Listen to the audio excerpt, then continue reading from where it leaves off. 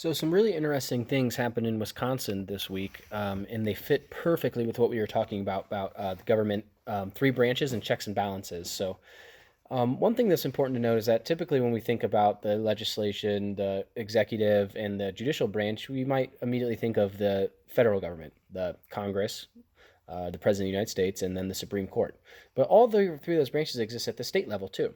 For instance, the state of Ohio has a state legislature with state senators and state representatives. They have the governor, who is the head of the executive branch at the state level. And the Ohio has its own Supreme Court, which rules on cases in Ohio.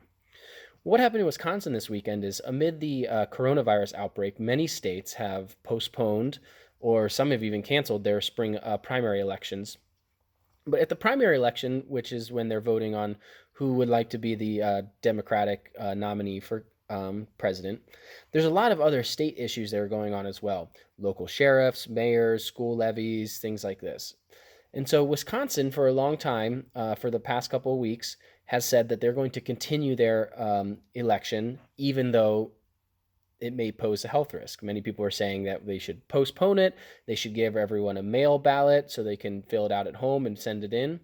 But no, the governor, who's a Democrat, and the legislature, which is mostly Republican, agreed that they were just going to continue the regular voting process. Well, that changed this week when on Tuesday they had their election, but the governor a couple days before said changed his mind. He said, "No, we shouldn't do this. We should postpone the election. We should make sure everyone gets a mail ballot so that we keep everyone safe." Well, the governor doesn't have the power to do that alone, so he asked the legislative branch to do that. The legislative branch did not agree with him. They said it was too late. They said we've already gone down this path. We need to hold the election. Right there is a check and balance. The executive branch does not have the power to change it just by themselves. They have to ask the legislature to do that. The legislature said no. Here's another check and balance. The executive, then governor of Wisconsin, then issued what's called an executive order saying, no, I'm overruling you. This is exactly what we're going to do. Again, a check and a balance. They balance each other out. Well, now we bring in the judicial branch. The legislature said, oh, no, you don't. You're not doing that. We're taking this to the courts. So they took it to the Wisconsin Supreme Court and said, listen, court, the governor is going beyond the power that he has in doing this executive order. The courts agreed with the legislative branch. So the court said, you're right, the governor does not have this power. So the election went on. The governor did not get his way.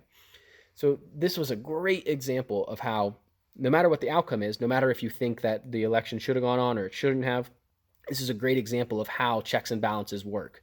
That's a little bit of background. The first thing you're going to do is you're going to read a New York Times article detailing the whole situation. It's a really good article. And then I want you to listen to a podcast. It's called Wisconsin's Primary Pandemic, and it really talks about the checks and balances and how this whole process unfolded. And then within the assignment, I'll post some questions, and I hope that you engages in good discussion.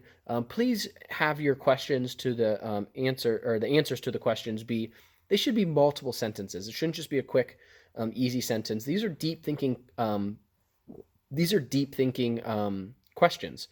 Do you agree with the fact that the legislature can stop the governor from postponing election? Should they have had the election? Is it more important for public health?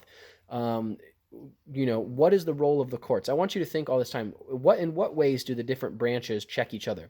How does the executive branch check the judicial branch and vice versa? How does the judicial branch check the legislative branch and vice versa? And how does the legislative branch check the executive branch and vice versa? This is really the pillar of our government system, is that we have three branches of government and that they all check each other so that no one branch can get too much power. Okay, I hope you have fun in reading this and really get into it, because I think it's really a perfect example of what we've been talking about, and it's happening right now.